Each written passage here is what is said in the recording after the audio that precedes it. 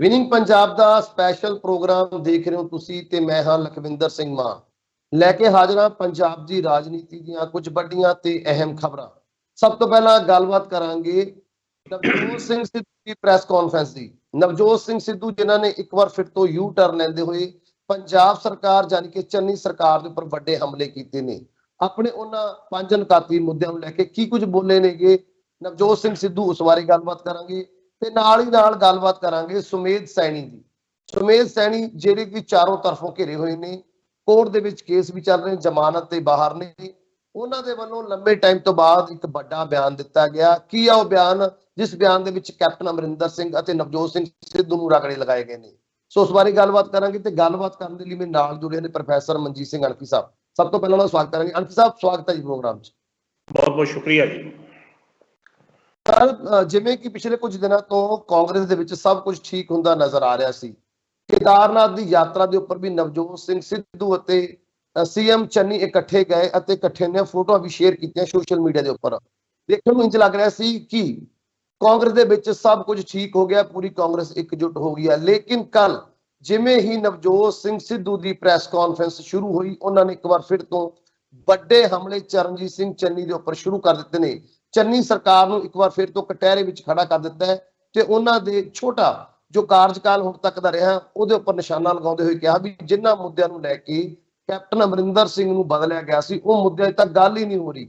ਹਾਂ, ਉਹਨਾਂ ਨੇ ਕਿਹਾ ਭਾਵੇਂ ਬਿਜਲੀ ਬਾਰੇ ਕੁਝ ਉਹਨਾਂ ਨੇ ਕਦਮ ਅੱਗੇ ਪੁੱਟੇ ਨੇ, ਲੇਕਿਨ ਜੋ ਮੇਨ ਮੁੱਦੇ ਨੇ, ਗੱਲ ਕੀਤੀ ਉਹਨਾਂ ਨੇ ਡਰੱਗ ਮਾਫੀਆ ਦੀ ਤੇ ਨਾਲ ਹੀ ਨਾਲ ਗੱਲ ਕੀਤੀ ਬਰਗਾੜੀ ਕਾਂਡ ਦੀ। ਉਸ ਬਾਰੇ ਉਹ ਕਹਿ ਰਹੇ ਨੇ ਵੀ ਸਰਕਾਰ ਵੱਲੋਂ ਕਿਸੇ ਤਰ੍ਹਾਂ ਦਾ ਕੋਈ ਰਿਸਪੌਂਸ ਨਹੀਂ ਮਿਲ ਰਿਹਾ। ਕਿਵੇਂ ਦੇਖ ਰਹੇ ਹੋ ਉਹਨਾਂ ਦੀ ਪ੍ਰੈਸ ਕਾਨਫਰੰਸ ਨੂੰ ਤੇ ਵੱਡੇ ਹਮਲੇ ਜੋ ਨਵਜੋਤ ਸਿੰਘ ਸਿੱਧੂ ਵੱਲੋਂ ਕੀਤੇ ਗਏ ਨੇ ਚੰਨੀ ਸਰਕਾਰ ਦੇ ਉੱਪਰ? ਦੇਖੋ, ਕੱਲ ਦਾ ਦਿਨ ਜਿਹੜਾ ਪੰਜਾਬ ਕਾਂਗਰਸ ਵਾਸਤੇ ਬੜਾ ਗਮਿਆਂ ਭਰਪੂਰ ਆ, ਕਿਉਂਕਿ ਆਪਣੀ ਹੀ ਸਰਕਾਰ ਦਾ, ਆਪਣੀ ਹੀ ਪਾਰਟੀ ਦਾ ਪ੍ਰਧਾਨ ਜੇਕਰ ਆਪਣੀ ਹੀ ਸਰਕਾਰ ਤੇ ਪ੍ਰਸ਼ਨ ਚਿੰਨ੍ਹ ਹੁੰਦਾ ਤਾਂ ਇਸ ਦਾ ਸਾਫ਼ ਅਰਥ ਇਹ ਨਿਕਲਦਾ ਕਿ ਕੁਝ ਵੀ ਠੀਕ ਨਹੀਂ ਆ। ਜਿਸ ਤਰ੍ਹਾਂ ਹਰੀਸ਼ ਰਾਵਤ ਨੇ ਕਿਹਾ ਕਿ ਆਲ ਇਜ਼ ਵੈਲ, ਕੁਝ ਵੀ ਨਹੀਂ ਆ, ਉਸੇ ਤਰ੍ਹਾਂ ਹੀ ਕੰਮ ਜਿਹੜਾ ਚੱਲਦਾ ਪਿਆ।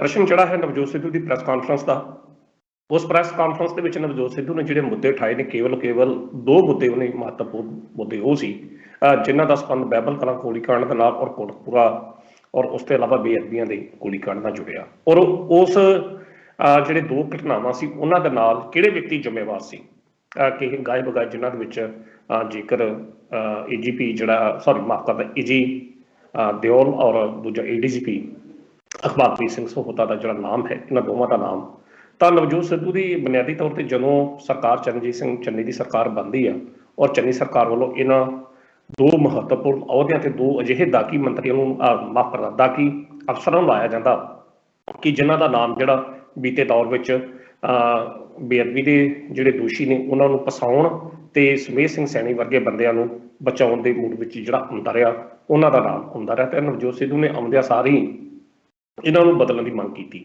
ਹਾਲਾਂਕਿ ਇਹਨਾਂ ਦੀ ਨਿਯੁਕਤੀ ਨੂੰ ਅਜੇ ਕੁਝ ਘੰਟੇ ਹੀ ਹੋਏ ਹੋਣਗੇ, ਸਾਰੇ ਪਾਸੇ ਪੰਜਾਬ ਦੇ ਵਿੱਚ ਜਿਹੜਾ ਕਿਸਮ ਦਾ ਵਿਰੋਧ ਜਿਹੜਾ ਹੋ ਗਿਆ। ਪਰ ਚੰਨੀ ਸਰਕਾਰ ਦੀ ਪਤਾ ਨਹੀਂ ਕੀ ਮਜਬੂਰੀ ਕਿ ਇਸ ਮਜਬੂਰੀ ਨੂੰ ਉਹਨਾਂ ਨੇ ਆਪਣਾ ਇੱਕ ਨੱਕ ਦਾ ਮੁੱਦਾ ਬਣਾ ਕੇ ਇਸ ਮੁੱਦੇ ਨੂੰ ਹੋਰ ਚੱਲਣ ਦਿੱਤਾ। ਤਾਂ ਨਵਜੋਤ ਸਿੱਧੂ ਵੱਲੋਂ ਅਸਤੀਫਾ ਵੀ ਦਿੱਤਾ ਗਿਆ।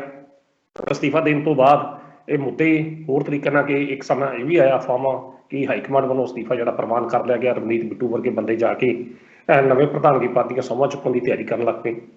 ਪਰ ਮਸਲਾ ਜਿਹੜਾ ਉੱਥੇ ਦਾ ਉੱਥੇ ਰਿਹਾ, ਅੰਦਰ ਪਰਦੇ ਦੇ ਪਿੱਛੇ ਕੀ ਚੱਲਦਾ ਰਿਹਾ ਇਹ ਤਾਂ ਨਵਜੋਤ ਸਿੱਧੂ ਜਾਂ ਹਾਈਕਮਾਂਡ ਜਾਂ ਚਰਨਜੀਤ ਸਿੰਘ ਚੰਨੀ ਨਹੀਂ ਜਾਣਦੇ। ਪਰ ਜਿਸ ਤਰੀਕੇ ਨਾਲ ਕੱਲ ਪ੍ਰੈਸ ਕਾਨਫਰੰਸ ਕਰਕੇ ਨਵਜੋਤ ਸਿੰਘ ਸਿੱਧੂ ਨੇ ਚਰਨਜੀਤ ਸਿੰਘ ਚੰਨੀ ਦੇ ਉਹਨਾਂ ਬਿਆਨਾਂ ਦਾ ਖੁਲਾਸਾ ਕੀਤਾ। ਕਹਿੰਦਾ ਕਿ ਮੈਂ ਜਦੋਂ ਵੀ ਇਹਨਾਂ ਨੂੰ ਕਹਿੰਦਾ ਰਿਹਾ ਕਿ ਇਹ ਦੋ ਅਫਸਰ ਬਦਲੇ ਜਾਣ, ਅੱਜ ਬਦਲਦੇ ਕੱਲ ਬਦਲਦੇ, ਅੱਜ ਬਦਲਦੇ ਕੱਲ ਬਦਲਦੇ, ਤੇ ਇਸ ਤਰੀਕੇ ਨਾਲ ਕਹਿੰਦਾ 90 ਦਿਨਾਂ ਦੀ ਸਰਕਾਰ ਜੋ ਬਣੀ ਹੈ, 50 ਦਿਨ ਬੀਤ ਗਏ ਤੇ 40 ਦਿਨ ਬਾਕੀ ਰਹਿ ਗਏ ਤੇ ਉਹ ਮੁੱਦੇ ਅਜੇ ਵੀ ਉਸੇ ਤਰ੍ਹਾਂ ਉਹ ਬੰਦੇ ਨਿਯੁਕਤੀਆਂ ਦੇ ਖੜੇ ਆ। ਠੀਕ ਆ, ਕਹਿੰਦੇ ਮੈਂ ਆਪਣਾ ਅਸਤੀਫਾ ਵਾਪਸ ਲੈਣਾ, ਪਰ ਅਸਤੀਫਾ ਵਾਪਸ ਲੈਣ ਦੇ ਨਾਲ ਇਹ ਨਹੀਂ ਕਿ ਮੈਂ ਦਫ਼ਤਰ ਜਾਵਾਂਗਾ। ਕਾਰਜਭਾਰ ਮੈਂ ਉਦੋਂ ਹੀ ਸੰਭਾਲੂਗਾ, ਆਪਣੇ ਦਫ਼ਤਰ ਮੈਂ ਉਦੋਂ ਜਾਵਾਂਗਾ ਜਦੋਂ ਇਹਨਾਂ ਨੂੰ ਬਦਲਿਆ ਜਾਵੇਗਾ। ਉਹਨਾਂ ਨੇ ਏਡੀਜੀਪੀ ਵੱਲੋਂ ਕਿਹਾ, ਅਖਬਾਰਪ੍ਰੀਤ ਸਿੰਘ ਸਹੋਤੇ ਵੱਲੋਂ ਕਿ ਉਹਨੂੰ ਜਿਹਨੂੰ ਡੀਜੀਪੀ ਦਾ ਚਾਰਜ ਦਿੱਤਾ ਗਿਆ, ਦੋ ਪੈਨਲ ਕਹਿੰਦਾ ਭੇਜੇ ਗਏ ਯੂਪੀਐਸਸੀ ਨੂੰ, ਉਹ ਦੋਵੇਂ ਪੈਨਲ ਵਾਪਸ ਆ ਚੁੱਕੇ ਆ। ਅਜੇ ਤੱਕ ਕੋਈ ਵੀ ਕਾਰਵਾਈ ਜਿਹੜੀ ਉਹਨਾਂ ਤੇ ਨਹੀਂ ਹੋਈ। ਸੋ ਕਹਿਣ ਦਾ ਮਤਲਬ ਦੂਸਰੇ ਬੰਨੇ ਉਹਨਾਂ ਡਰੱਗ ਮੁੱਦੇ ਦੀ ਗੱਲ ਛੇੜੀ ਕਿ ਡਰੱਗ ਦਾ ਮੁੱਦਾ ਜਿਹੜਾ ਇਹ ਸਰਕਾਰ ਕਹਿੰਦਾ ਕਿਉਂ ਡਰਦੀ ਆ, ਉਹ ਜਿਹੜੀਆਂ ਰਿਪੋਰਟਾਂ ਜਨਤਕ ਕਰਨ ਦੇ ਪਿਆ। ਕਹਿੰਦਾ ਜੇਕਰ ਸਰਕਾਰ 'ਚ ਇੰਨੀ ਹਿੰਮਤ ਨਹੀਂ ਹੈਗੀ ਉਹ ਪਾਰਟੀ ਨੂੰ ਦੇ ਦਿਓ, ਪਾਰਟੀ ਦੇ ਪੱਧਰ ਤੇ ਮੈਂ ਉਹਨਾਂ ਨੂੰ ਲੀਕ ਕਰਦਾ, ਮੈਂ ਜਨਤਕ ਕਰਦਾ, ਸਾਰਿਆਂ ਦੇ ਸਾਹਮਣੇ ਮੈਂ ਦੇਖਾਂਗਾ, ਜੋ ਹੋਏਗਾ ਮੈਂ ਉਸ ਦਾ ਜ਼ਿੰਮੇਵਾਰ ਹੋਵਾਂਗਾ। ਹੁਣ ਜਿਹੜੇ ਨਵਜੋਤ ਸਿੱਧੂ ਨੇ ਪ੍ਰਸ਼ਨ ਉਠਾਏ ਨੇ ਕੱਲ, ਉਹ ਪ੍ਰਸ਼ਨ ਉਹ ਨੇ ਜਿਹੜੇ ਕਾਂਗਰਸ ਹਾਈਕਮਾਨ ਵੱਲੋਂ ਇਹਨਾਂ ਕੈਪਟਨ ਅਮਰਿੰਦਰ ਸਿੰਘ ਨੂੰ 18 ਨੁਕਾਤੀ ਪ੍ਰੋਗਰਾਮ ਦੇ ਰੂਪ ਵਿੱਚ ਦਿੱਤੇ ਗਏ ਔਰ ਉਹਨਾਂ ਚੋਂ ਉੱਪਰਲੇ ਤਿੰਨਾਂ ਦੇ ਵਿੱਚ ਤਾਂ ਫਿਰ ਉਸ ਤੋਂ ਮਗਰੋਂ ਜਦੋਂ 18 ਨੁਕਾਤੀ ਪ੍ਰੋਗਰਾਮ ਦੇ ਵਿੱਚ ਕੋਈ ਕਾਰਵਾਈ ਨਹੀਂ ਹੋਈ, ਫਿਰ ਨਵਜੋਤ ਸਿੱਧੂ ਨੇ ਉਹਨਾਂ 18 ਨੁਕਾਤੀ ਪ੍ਰੋਗਰਾਮਾਂ ਦੇ ਵਿੱਚੋਂ 5 ਨੁਕਾਤੀ ਪ੍ਰੋਗਰਾਮ ਇੱਕ ਏਜੰਡਾ ਬਣਾ ਕੇ ਕੈਪਟਨ ਅਮਰਿੰਦਰ ਸਿੰਘ ਨੂੰ ਦਿੱਤਾ। ਕੈਪਟਨ ਅਮਰਿੰਦਰ ਸਿੰਘ ਦਾ ਟਾਈਮ ਵੀ ਉਸੇ ਤਰ੍ਹਾਂ ਨਾਲ ਕਿ ਕੋਈ ਵੀ ਮੁੱਦਾ, ਕੋਈ ਵੀ ਚੀਜ਼ ਉਹਦੇ ਸੰਬੰਧੀ ਉਹਨਾਂ ਨੇ ਹੱਲ ਨਹੀਂ ਕੀਤੀ ਨਾ ਕੋ। ਫਿਰ ਨਵਾਂ ਉਹ ਵੀ ਕਿਹਾ ਕਿ ਜਿਸ ਤਰ੍ਹਾਂ ਇੱਕ ਮੁੱਖ ਮੰਤਰੀ ਲਾਇਆ ਗਿਆ ਤੇ ਜਦੋਂ ਲਾਇਆ ਗਿਆ ਅਜੇ ਵੀ ਦੋ ਮੁੱਦੇ ਉਸੇ ਤਰੀਕੇ ਨਾਲ ਹੀ ਚੱਲਦੇ ਪਏ ਹੈ ਕਿ ਅਫਸਰ ਬਦਲੇ ਨਹੀਂ ਗਏ, ਨਾ ਹੀ ਬੇਅਦਬੀ ਦੇ ਦੋਸ਼ੀਆਂ ਨੂੰ ਤਾਂ ਨਾ ਹੀ ਕੋਟਕਪੂਰਾ ਬਾਈਬਲ ਕਲਾ ਕਾਂਡ ਦੇ ਦੋਸ਼ੀਆਂ ਨੂੰ ਜਿਹੜੀ ਗੱਲ ਆ ਉਹ ਆਧਾਰ ਬਣਾ ਕੇ ਕੋਈ ਉਹਨਾਂ ਦੇ ਖਿਲਾਫ ਕਾਰਵਾਈ ਕੀਤੀ ਹੈ। ਤਾਂ ਨਵਜੋਤ ਸਿੱਧੂ ਨੇ ਕੱਲ ਜਿੱਥੇ ਚਰਨਜੀਤ ਸਿੰਘ ਚੰਨੀ ਹੋਣਾ ਦੇ ਇਸ ਪ੍ਰਸੰਗ ਦੇ ਵਿੱਚ ਕਿ ਇਹ ਜਿਹੜੇ ਦੋ ਅਫਸਰ ਜਿਨ੍ਹਾਂ ਦੀ ਉਹ ਮੰਗ ਕਰ ਰਿਹਾ ਬਦਲਣ ਦੀ ਬਦਲੇ ਨਹੀਂ ਜਾ ਰਹੇ, ਉਸ ਸੰਦਰਭ ਚ ਉਹਨਾਂ ਤਰਜਿੰਦਰ ਸਿੰਘ ਬਾਜਵਾ ਤੇ ਸੁਖਜਿੰਦਰ ਸਿੰਘ ਰੰਧਾਵਾ ਨੂੰ ਵੀ ਆਪਣੇ ਰਡਾਰ ਤੇ ਲਿਆ।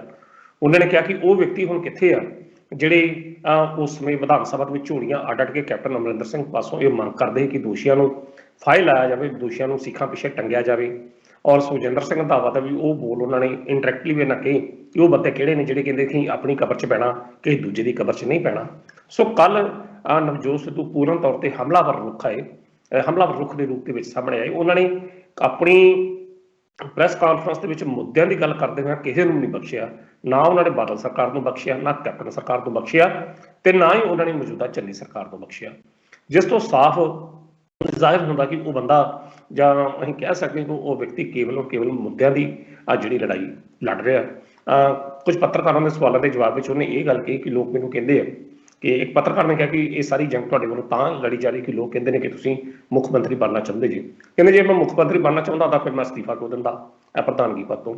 ਸੋ ਜਿਹੜੇ ਇਸ਼ੂ ਨੇ ਹੁਣ ਇਸ ਗੱਲ ਦੀ ਕਰੀਏ ਕਿ ਜੇ ਪ੍ਰੈਸ ਕਾਨਫਰੰਸ ਵਿੱਚ ਜਿਹੜੇ ਇਸ਼ੂ ਉਹਨਾਂ ਵੱਲੋਂ ਉਠਾਏ ਗਏ ਉਹ ਬਿਲਕੁਲ ਉਹੀ ਇਸ਼ੂ ਨੇ ਜਿਹੜੇ ਕੈਪਟਨ ਅਮਰਿੰਦਰ ਸਿੰਘ ਦੇ ਸਮੇਂ ਚੱਲਦੇ ਸੀ, ਜਿਹੜੇ ਉਸ ਤੋਂ ਪਹਿਲਾਂ ਚੱਲਦੇ ਸੀ ਤੇ ਉਸ ਤੋਂ ਮਗਰੋਂ ਹੁਣ ਚਰਨਜੀਤ ਸਿੰਘ ਚੰਨੀ ਸਰਕਾਰ ਦੇ ਸਮੇਂ ਚੱਲਦੇ ਪਏ। ਹੁਣ ਮਾਨ ਸਾਹਿਬ ਪਤਾ ਨਹੀਂ ਮਜਬੂਰੀ ਕੀ ਹੈ ਚੰਨੀ ਸਰਕਾਰ ਦੀ ਕਿ ਜੇਕਰ ਇੱਕ ਪਾਰਟੀ ਪ੍ਰਧਾਨ ਇਹਨਾਂ ਦੋ ਮਹੱਤਵਪੂਰਨ ਅਹੁਦਿਆਂ ਤੇ ਲੱਗੇ ਵਿਅਕਤੀਆਂ ਨੂੰ ਬਦਲਣ ਦੀ ਮੰਗ ਕਰ ਰਿਹਾ, ਪਰ ਚੰਨੀ ਸਰਕਾਰ ਇਸ ਨੂੰ ਨੱਕ ਦਾ ਮੁੱਦਾ ਬਣਾ ਕੇ ਬੈਠੀ ਹੈ। ਈਵਨ ਕਿ ਜਿਹੜਾ ਈਜ਼ੀ ਆ ਉਸਦਾ ਜਿਹੜਾ ਅਸਤੀਫਾ ਆ ਉਹ ਵੀ ਸਾਹਮਣੇ ਆ ਚੁੱਕਾ, ਪਰ ਸਰਕਾਰ ਫਿਰ ਵੀ ਉਸ ਸੰਬੰਧੀ ਚੁੱਪ ਵੱਟੀ ਬੈਠੀ ਹੈ ਕਿ ਆਪਾਂ ਬਦਲਣਾ ਨਹੀਂ ਹੈ, ਜਾਂ ਸਾਡੇ ਕੋਲ ਅਸਤੀਫਾ ਹੀ ਨਹੀਂ ਆਇਆ, ਜਾਂ ਪ੍ਰਵਾਨ ਹੀ ਨਹੀਂ ਕਰਦਾ, ਜਾਂ ਪ੍ਰਵਾਨ ਹੀ ਨਹੀਂ ਕਰਦਾ। ਸੋ ਪਰਦੇ ਦੇ ਪਿਛਲੇ ਸਿਆਸਤ ਕੀ ਆ, ਇਹ ਤਾਂ ਕੱਲ ਸਾਹਮਣੇ ਆ ਗਿਆ ਕਿ ਕਿਸ ਤਰੀਕੇ ਨਾਲ ਜਿਹੜੀ ਸਰਕਾਰ ਔਰ ਚਰਨਜੀਤ ਸਿੰਘ ਚੰਨੀ ਨਵਜੋਤ ਸਿੱਧੂ ਨੂੰ ਬੈਕਫੁੱਟ ਤੇ ਭੇਜਣ ਦੇ ਯਤਨਾਂ ਵਿੱਚ ਨੇ, ਤੇ ਦੂਜੇ ਪਾਸੇ ਕਿਸ ਤਰੀਕੇ ਨਾਲ ਨਵਜੋਤ ਸਿੰਘ ਸਿੱਧੂ ਆਪਣੇ ਮੁੱਦਿਆਂ ਨੂੰ ਲੈ ਕੇ ਆਪਣੀ ਹੀ ਸਰਕਾਰ ਨੂੰ ਘੇਰਦੇ ਪਏ ਆ। ਸੋ ਇਹ ਜਿਹੜਾ ਟਕਰਾਓ ਹੈ ਸਰਕਾਰ ਔਰ ਪਾਰਟੀ ਪ੍ਰਧਾਨ ਦੇ ਵਿਚਕਾਰ, ਇਹ ਜਿਹੜਾ ਟਕਰਾਓ ਹੈਗਾ ਇਹ ਕਾਂਗਰਸ ਪਾਰਟੀ ਵਾਸਤੇ ਔਰ ਚਰਨਜੀਤ ਸਿੰਘ ਚੰਨੀ ਵਾਸਤੇ, ਸਰਕਾਰ ਵਾਸਤੇ ਕੋਈ ਇਹਨਾਂ ਲਾਹੇਵੰਦ ਨਹੀਂ, ਇਹ ਨੁਕਸਾਨਦੇਹ ਹੋਵੇਗਾ। ਕਿਉਂਕਿ 2022 ਦੀਆਂ ਚੋਣਾਂ ਦੇ ਵਿੱਚ ਫਿਰ ਕਾਂਗਰਸ ਦੀ ਜਿਹੜੀ ਟੱਕਰ ਆ, Congress versus Aam Aadmi party versus Akali Dal ਨਹੀਂ ਹੋਏਗਾ, ਫਿਰ ਕਾਂਗਰਸ ਵਰਸਸ ਕਾਂਗਰਸ ਹੋਏਗੀ। ਕਿਉਂਕਿ ਵੇਖਣ ਚਾਹੁੰਦਾ ਕਿ ਜਿਸ ਤਰੀਕੇ ਨਾਲ ਚਰਨਜੀਤ ਸਿੰਘ ਚੰਨੀ ਹੁਣੀ ਇਸ ਮੁੱਦੇ ਨੂੰ ਲੈ ਕੇ ਇੱਕ ਮੰਤਰੀ ਦੇ ਕਹਿ ਦੇ ਉੱਤੇ ਸਭ ਕੁਝ ਕਰ ਰਹੇ ਆ ਔਰ ਉਸ ਮੰਤਰੀ ਦਾ ਪੂਰਨ ਤੌਰ ਤੇ ਚਰਨਜੀਤ ਸਿੰਘ ਚੰਨੀ ਨੂੰ ਆਸ਼ੀਰਵਾਦ ਆ, ਉਹਦੀ ਸਲਾਹ ਤੋਂ ਬਿਨਾਂ ਇੱਕ ਪੈਰ ਵੀ ਚਰਨਜੀਤ ਸਿੰਘ ਚੰਨੀ ਹੁਣੀ ਨਹੀਂ ਪੁੱਟਦੇ, ਪਰ ਉਹ ਮੰਤਰੀ ਪੂਰਨ ਤੌਰ ਤੇ ਚੁੱਪ ਆ। ਤੇ ਇਹ ਨਿਯੁਕਤੀਆਂ ਜਿਹੜੀਆਂ ਸੀ ਇਹ ਵੀ ਪਤਾ ਲੱਗਾ ਕਿ ਉਹਦੇ ਕਹਿਣ ਤੇ ਹੀ ਹੋਈਆਂ ਸੀ। ਸੋ ਨਵਜੋਤ ਸਿੰਘ ਸਿੱਧੂ ਦੇ ਉਠਾਏ ਮੁੱਦੇ ਤੇ ਉਹਨਾਂ ਵੱਲੋਂ ਕੱਲ ਦੀ ਪ੍ਰੈਸ ਕਾਨਫਰੰਸ ਦਿੱਤਾ ਗਿਆ ਜਿਹੜਾ ਬਿਆਨ ਨੇ ਉਹ ਕਾਫੀ ਹੱਦ ਤੱਕ ਉਹਨਾਂ ਦੀ ਉਸ ਮਨੋਸਥਿਤੀ ਨੂੰ ਪੇਸ਼ ਕਰਦੇ ਕਿ ਜਿੱਥੇ ਉਹ ਵਿਅਕਤੀ ਪੰਜਾਬ ਦੇ ਉਹਨਾਂ ਮੁੱਦਿਆਂ ਨੂੰ ਹੱਲ ਕਰਨਾ ਚਾਹੁੰਦਾ ਜਿਨ੍ਹਾਂ ਮੁੱਦਿਆਂ ਨੂੰ ਲੈ ਕੇ 2017 ਚ ਕਾਂਗਰਸ ਦੀ ਸਰਕਾਰ ਬਣੀ। ਕਾਂਗਰਸ ਸਰਕਾਰ ਬਣਨ ਤੋਂ ਬਾਅਦ 4.5 ਸਾਲ ਫਿਰ ਕੱਖ ਨਹੀਂ ਹੋਇਆ। ਕੈਪਟਨ ਅਮਰਿੰਦਰ ਸਿੰਘ ਹੁਣੀ ਚੁੱਪ ਕਰਕੇ ਆਪਣਾ ਰਾਜਪਾਲ ਬਤੀਤ ਕਰਕੇ ਕਹਾਂਗੇ ਔਰ ਉਸ ਤੋਂ ਮਗਰੋਂ ਚੰਨੀ ਹੋਣਾ ਦੇ ਵੀ 50 ਦਿਨ ਜਿਹੜੇ ਨੇ ਉਹ ਵੀ ਇਸੇ ਤਰ੍ਹਾਂ ਬੀਤ ਗਏ। ਸੋ ਨਵਜੋਤ ਸਿੱਧੂ ਦੀ ਪ੍ਰੈਸ ਕਾਨਫਰੰਸ ਕਾਫੀ ਮਹੱਤਵਪੂਰਨ ਨੁਕਤਿਆਂ ਤੋਂ ਅਸੀਂ ਕਹਿ ਸਕਦੇ ਕਾਫੀ ਮਹੱਤਵਪੂਰਨ ਰਹੀ ਆ ਔਰ ਬੜੇ ਮਹੱਤਵਪੂਰਨ ਨੁਕਤਿਆਂ ਨੂੰ ਉਭਾਰਦੇ ਹੋਇਆ ਚੰਨੀ ਸਰਕਾਰ ਦੀ ਜਿਹੜੀ ਸਥਿਤੀ ਆ ਕਿ ਚੰਨੀ ਸਰਕਾਰ ਕਿਸ ਤਰੀਕੇ ਦੀ ਕਾਰਜਸ਼ੈਲੀ ਅਪਣਾ ਰਹੀ ਆ ਉਸ ਨੂੰ ਬਿਆਨ ਕਰਦੀ ਹੈ। ਜੀ ਮਾਨ ਸਾਹਿਬ। ਸਰ ਕਹਿਣ ਦਾ ਮਤਲਬ ਵੀ ਜਿਵੇਂ ਨਵਜੋਤ ਸਿੰਘ ਸਿੱਧੂ 2 ਦਿਨ ਸੀਐਮ ਚੰਨੀ ਦੇ ਨਾਲ ਉਹਨੇ ਬਰਾਬਰ ਦੀ ਕੁਰਸੀ ਉੱਪਰ ਬੈਠ ਕੇ ਇਹ ਦਿਖਾਉਣ ਦਾ ਯਤਨ ਕੀਤਾ ਗਿਆ ਕਾਂਗਰਸ ਵੱਲੋਂ ਜਾਂ ਹਰੀਸ਼ ਚੌਧਰੀ ਵੱਲੋਂ ਇਹ ਬਿਆਨ ਦਿੱਤੇ ਕਿ ਸਭ ਕੁਝ ਸੌਟ ਆਊਟ ਹੈ, ਇਕਜੁੱਟ ਹੋ ਗਈ ਕਾਂਗਰਸ, ਉਹ ਮਹਿਜ ਇੱਕ ਡਰਾਮਾ ਸੀ। ਤੇ ਆਪਾਂ ਰਵਨੀਤ ਸਿੰਘ ਬਿੱਟੂ ਦਾ ਜੋ ਤਾਂਜਾ ਆਇਆ ਸੀ, ਇੱਕ ਟਵੀਟ ਆਇਆ ਸੀ ਕਿ ਕੇਦਾਰਨਾਥ ਦਾ ਸਮਝੌਤਾ ਟੁੱਟ ਗਿਆ, ਭਾਵ ਇੱਕ ਵਾਰ ਫਿਰ ਤੋਂ ਸੀਐਮ ਚੰਨੀ ਅਤੇ ਨਵਜੋਤ ਸਿੰਘ ਦੀਆਂ ਰਾਹਾਂ ਅਲੱਗ ਹੋ ਚੁੱਕੀਆਂ ਨੇ। ਆਪਾਂ ਨੂੰ ਬਿਲਕੁਲ ਸਹੀ ਠਹਿਰਾ ਸਕਦੇ ਵੀ ਰਵਨੀਤ ਸਿੰਘ ਬਿੱਟੂ ਨੇ ਬਿਲਕੁਲ ਸਹੀ ਕਿਹਾ ਕਿ ਕੇਦਾਰਨਾਥ ਦਾ ਸਮਝੌਤਾ ਟੁੱਟ ਗਿਆ। ਦੇਖੋ ਰਮਨੀਤ ਸਿੰਘ ਬਿੱਟੂ ਦੀ ਜਿਹੜੀ ਆਪਣੀ ਸਮੱਸਿਆ, ਸੁਨੀਲ ਜਾਖੜ ਦੀ ਆਪਣੀ ਸਮੱਸਿਆ, ਸੁਮੇਧ ਸਿੰਘ ਸੈਣੀ ਦੀ ਆਪਣੀ ਸਮੱਸਿਆ ਹੈ। ਇਹ ਉਹ ਵਿਅਕਤੀ ਨੇ ਕਿ ਜਿਹੜੇ ਕਿਸੇ ਨਾ ਕਿਸੇ ਪਾਸੇ ਨਵਜੋਤ ਸਿੱਧੂ ਔਰ ਚਰਨਜੀਤ ਸਿੰਘ ਚੰਨੀ ਦੀ ਲੜਾਈ 'ਚ ਆਪਣੇ ਆਪ ਨੂੰ ਬੈਕਫੁੱਟ ਤੇ ਜਾਂਦੇ ਮਹਿਸੂਸ ਕਰਦੇ ਆ। ਰਮਨੀਤ ਸਿੰਘ ਬਿੱਟੂ ਦੀ ਹੁਣ ਮਾਨਸਿਕ ਪੀੜ ਇਹ ਆ ਕਿ ਜਦੋਂ ਅਸਤੀਫਾ ਦਿੱਤਾ ਸੀ ਨਵਜੋਤ ਸਿੰਘ ਸਿੱਧੂ ਨੇ, ਤਾਂ ਉਹਨੇ ਸੋਚਿਆ ਕਿ ਸ਼ਾਇਦ ਪ੍ਰਧਾਨਗੀ ਪਦ ਦਾ ਗੁਣਾ ਜਿਹੜਾ ਉਹ ਮੇਰੇ ਨਾਂ ਤੇ ਪੈ ਸਕਦਾ। ਔਰ ਉਸ ਵੇਲੇ ਚਰਨਜੀਤ ਸਿੰਘ ਚੰਨੀ ਵੀ ਉਹਨੂੰ ਨਾਲ ਭਾਲ ਕੇ ਦਿੱਲੀ ਕਪੂਰਥਲਾ ਹਾਊਸ ਲੈ ਕੇ, ਜਿੱਥੇ ਪ੍ਰਤਾਪ ਸਿੰਘ ਬਾਜਵੇ ਨੂੰ ਵੀ ਮੁਲਾਕਾਤ ਹੋਈ।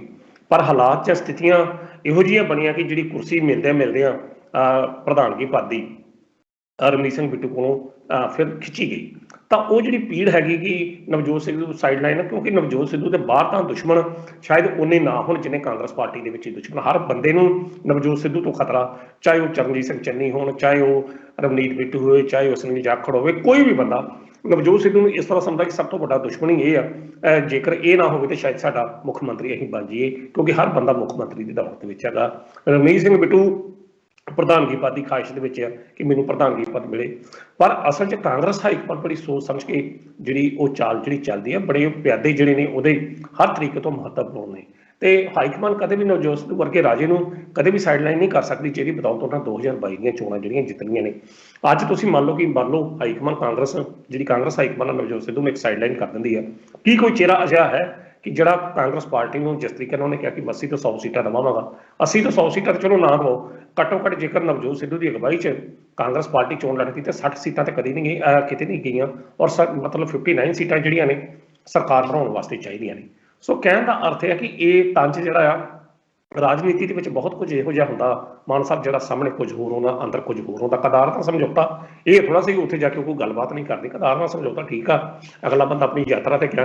ਕੱਲ ਨਰਿੰਦਰ ਮੋਦੀ ਹੁਣ ਇਵੇਂ ਉੱਥੋਂ ਹੋ ਕੇ ਆਏ, ਤਾਂ ਕੱਲ ਨੂੰ ਜੇਕਰ ਨਰਿੰਦਰ ਮੋਦੀ ਪੰਜਾਬ ਸਰਕਾਰ ਦੇ ਕੋਈ ਖਿਲਾਫ ਬਿਆਨ ਦਿੰਦਾ ਤਾਂ ਫਿਰ ਕਹਿ ਦੂੰਗੇ ਕੇਦਾਰਨਾਥ ਬਾਬਾ ਨੇ ਕਿਹਾ ਸੀ ਕਿ ਜਾ ਕੇ ਇੱਦਾਂ ਦੀ ਕਾਰਵਾਈ ਕਰ ਦਿਓ। ਸੋ ਇਹੋ ਜਿਹੇ ਜਿਹੜੇ ਗੱਲਾਂ ਨੇ, ਇਹੋ ਜਿਹੇ ਲੀਡਰਾਂ ਨੂੰ ਇਹੋ ਜਿਹੇ ਬਿਆਨ ਜਿਹੜੇ ਨੇ ਸੋਚ ਸਮਝ ਕੇ ਦੇਣੇ ਚਾਹੀਦੇ ਆ। ਇਸੇ ਤਰ੍ਹਾਂ ਸੁਮੇਧ ਸੈਣੀ ਦਾ ਵੀ ਇੱਕ ਕੱਲ ਬਿਆਨ ਆਇਆ, ਉਹਨੇ ਵੀ ਕੈਪਟਨ ਅਮਰਿੰਦਰ ਸਿੰਘ ਨੂੰ ਘੇਰਨ ਦੀ ਯਤਨ ਕੀਤਾ ਕੈਪਟਨ ਅਮਰਿੰਦਰ ਸਿੰਘ ਨੂੰ ਕਿ ਝੂਠ ਦੇ ਬਿਆਨਾਂ ਦੇ ਆਧਾਰ ਤਾਂ, ਕਿ ਭਾਵ ਕਿ ਹਰ ਬੰਦਾ ਇਹੋ ਜਿਹੀ ਸਥਿਤੀ ਦੇ ਵਿੱਚ ਆਪਣਾ ਪੱਖ ਪੇਸ਼ ਕਰਕੇ ਆਪਣੀ ਸਥਿਤੀ ਨੂੰ ਬੈਟਰ ਕਰਨ ਦੀ ਕੋਸ਼ਿਸ਼ ਕਰਦਾ ਕਿ ਜਿੱਥੋਂ ਵੀ ਥੋੜਾ ਬਹੁਤਾ ਕੋਈ ਮਫਾਦ ਜਾਂ ਲਾਭ ਮਿਲਦਾ ਹੋਵੇ, ਠੀਕ ਆ, ਉਸ ਚੀਜ਼ ਨੂੰ ਅਸੀਂ ਪੇਸ਼ ਕਰ ਦਈਏ। ਤਾਂ ਇਹੋ ਜਿਹੀ ਸਥਿਤੀ ਕੱਲ ਇਹਨਾਂ ਨੇਤਾਵਾਂ ਦੇ ਸੰਦਰਭ 'ਚ ਵੇਖਣ ਨੂੰ ਮਿਲੀ। ਪਰ ਇੱਕ ਬੰਦਾ ਉਹ ਵੀ ਆ ਕਿ ਜਿਹੜਾ ਸਭ ਕੁਝ ਮਿਲਣ ਦੇ ਬਾਵਜੂਦ ਹੀ ਆਪਣੀ ਸਰਕਾਰ ਨੂੰ ਜੇਕਰ ਉਹ ਕੰਮ ਪੂਰੇ ਨਹੀਂ ਕਰਦੀ ਤਾਂ ਉਹ ਰਡਾਰ ਤੇ ਲੈਣ, ਨਿਸ਼ਾਨੇ ਤੇ ਲੈਣ ਲੱਗ ਕੇ ਮਾਸਾ ਨਹੀਂ ਡਰਦਾ, ਤਾਂ ਉਹ ਹੀ ਵਿਅਕਤੀ ਹੋ ਸਕਦਾ ਕਿ ਜਿਹਨੂੰ ਫਿਰ ਵਾਕਿਆ ਹੀ ਪੰਜਾਬੀ ਤੇ ਪੰਜਾਬੀਅਤ ਨਾਲ ਪਿਆਰ ਆ। ਕੱਲ ਨਵਜੋਤ ਸਿੱਧੂ ਨੇ ਉਹ ਚੀਜ਼ ਜਿਹੜੀ ਆ ਦਰਸਾ ਦਿੱਤੀ ਹੈ। ਸੋਨਕੀ ਸਰ, ਜਿਵੇਂ ਤੁਸੀਂ ਗੱਲ ਕੀਤੀ ਸੁਮੇਧ ਸੈਣੀ ਦੀ, ਉਹਨਾਂ ਦੇ ਬਿਆਨ ਦੀ ਗੱਲ ਵੀ ਕੀਤੀ ਹੈ ਵੀ ਉਹਨਾਂ ਨੇ ਕਿਹਾ ਕੈਪਟਨ ਅਮਰਿੰਦਰ ਸਿੰਘ ਝੂਠ ਦਾ ਪਲੰਦਾ ਨੇ, ਜਾਂ ਉਹਨਾਂ ਨੇ ਕਿਹਾ ਵੀ ਸਿਆਸੀ ਹਿੱਤਾਂ ਦੀ, ਸਿਆਸੀ ਫਾਇਦੇ ਦੇ ਲਈ ਉਹਨਾਂ ਨੇ ਝੂਠ ਦੀ ਬੁਨਿਆਦ ਰੱਖੀ ਸੀਗੀ। ਤੇ ਬਾਕੀ ਉਹਨਾਂ ਨੇ ਇਹ ਵੀ ਗੱਲ ਕਹੀ ਹੈ ਕਿ ਅਰੂਸਾ ਆਲਮ ਬਾਰੇ ਸਾਰੇ ਜੱਗ ਜ਼ਾਹਰ ਹੈ ਵੀ ਅਰੂਸਾ ਆਲਮ ਦੀ ਸਥਿਤੀ ਪੰਜਾਬ ਦੇ ਵਿੱਚ ਕਿਸ ਤਰ੍ਹਾਂ ਸੀ, ਕੈਪਟਨ ਅਮਰਿੰਦਰ ਸਿੰਘ ਉਹਨੂੰ ਕਿਸ ਤਰ੍ਹਾਂ ਟ੍ਰੀਟ ਕਰਦੇ ਸੀ। ਪਰ ਨਾਲ ਹੀ ਨਾਲ ਉਹਨੇ ਇੱਕ ਟਿੱਪਣੀ ਇਹ ਵੀ ਕੀਤੀ ਹੈ ਜੀ ਕਿ ਮੈਂ ਜੋ ਸਿਆਸੀ ਹਿੱਤਾਂ ਦੇ ਲਈ ਕੰਮ ਕਰ ਰਹੇ ਨੇ ਨਵਜੋਤ ਸਿੰਘ ਸਿੱਧੂ, ਉਹਨਾਂ ਉੱਪਰ ਮੈਂ ਕੋਈ ਆਪਣੀ ਟਿੱਪਣੀ ਨਹੀਂ ਦੇਵਾਂਗਾ, ਮੈਂ ਆਪਣੀ ਪ੍ਰਤੀਕਿਰਿਆ ਨਹੀਂ ਦੇਵਾਂਗਾ। ਉਹ ਕਿਹੜੇ ਸਿਆਸੀ ਹਿੱਤਾਂ ਦੀ ਗੱਲ ਕਰ ਰਹੇ ਨੇ? ਨਵਜੋਤ ਸਿੰਘ ਸਿੱਧੂ ਨੇ ਜਿਸ ਤਰੀਕੇ ਨਾਲ ਜਿਹੜਾ ਏਡੀਜੀਪੀ ਨੂੰ ਚੌਥੀ ਅਕਾਲ ਦੀ ਸਹੂਲਤ ਦੀ ਨਿਯੁਕਤੀ ਦੇ ਸੰਬੰਧੀ ਪ੍ਰਸ਼ਨ ਉਠਾਇਆ ਸੀ ਕਿ ਬਲੂ ਵਾਈਟ ਸੀ ਇਹ ਸੁਮੇਧ ਸਿੰਘ ਸੈਣੀ ਦਾ, ਸੁਮੇਧ ਸਿੰਘ ਸੈਣੀ ਨੇ ਤਾਂ ਕਰਕੇ ਬੇਅਦਬੀ ਦੇ ਮੁੱਦਿਆਂ ਦੇ ਉੱਤੇ ਇਹਨੂੰ ਹੀ SIT ਦਾ ਜਿਹੜਾ ਮੁਖੀ ਲਾ ਦਿੱਤਾ ਕਿ ਸੋ ਇਸ ਸੰਦਰਭ 'ਚ ਸੁਮੇਧ ਸਿੰਘ ਸੈਣੀ ਦੇ ਬਿਆਨ ਕੋਈ ਖਾਸ ਮਹੱਤਤਾ ਜਿਹੜੇ ਆ ਉਹ ਨਹੀਂ ਰੱਖਦੇ। ਸੋ ਸਰ, ਤੁਸੀਂ ਇਹਨਾਂ ਅਹਿਮ ਖਬਰਾਂ ਦੇ ਉੱਪਰ ਗੱਲਬਾਤ ਕਰਨ ਲਈ ਸਾਡੇ ਨਾਲ ਜੁੜੇ, ਉਹਦੇ ਲਈ ਤੁਹਾਡਾ ਬਹੁਤ ਬਹੁਤ ਧੰਨਵਾਦ। ਬਹੁਤ ਬਹੁਤ ਸ਼ੁਕਰੀਆ ਜੀ।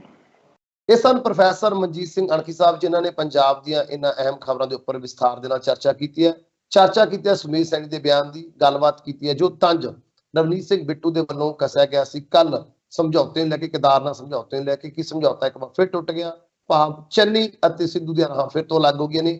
ਤੇ ਨਾਲ ਹੀ ਨਾਲ ਗੱਲਬਾਤ ਕੀਤੀ ਹੈ ਪ੍ਰੈਸ ਕਾਨਫਰੰਸ ਦੀ, ਨਵਜੋਤ ਸਿੰਘ ਸਿੱਧੂ ਦੀ ਪ੍ਰੈਸ ਕਾਨਫਰੰਸ ਦੀ, ਕਿੰਨਾ ਮੁੱਦਿਆਂ ਦੇ ਉੱਪਰ ਉਹਨਾਂ ਨੇ ਗੱਲਬਾਤ ਕੀਤੀ ਹੈ ਤੇ ਕਿੰਨਾ ਮੁੱਦਿਆਂ ਨੂੰ ਫਿਰ ਤੋਂ ਉਛਾਲਣ ਦੀ ਕੋਸ਼ਿਸ਼ ਕੀਤੀ ਹੈ। ਨਵਜੋਤ ਸਿੰਘ ਸਿੱਧੂ ਨੇ ਵਿਸਥਾਰ ਦੇ ਨਾਲ ਚਰਚਾ ਕੀਤੀ ਹੈ। ਉਮੀਦ ਹੈ ਸਾਡੇ ਦਰਸ਼ਕਾਂ ਨੂੰ ਇਹ ਚਰਚਾ ਪਸੰਦ ਆਈ ਹੋਵੇਗੀ। ਤੁਹਾਨੂੰ ਚਰਚਾ ਕਿਵੇਂ ਲੱਗੀ ਸਾਨੂੰ ਕਮੈਂਟ ਕਰਕੇ ਜਰੂਰ ਦੱਸਿਓ। ਅਗਲੇ ਪ੍ਰੋਗਰਾਮ ਦੇ ਵਿੱਚ ਪੰਜਾਬ ਦੇ ਕੁਝ ਅਹਿਮ ਖਬਰਾਂ ਦੇ ਨਾਲ ਫਿਰ ਤੋਂ ਤੁਹਾਡੇ ਰੂਬਰੂ ਹੋਵਾਂਗੇ। ਉਦੋਂ ਤੱਕ ਸਾਨੂੰ ਦਿਓ ਇਜਾਜ਼ਤ। ਧੰਨਵਾਦ।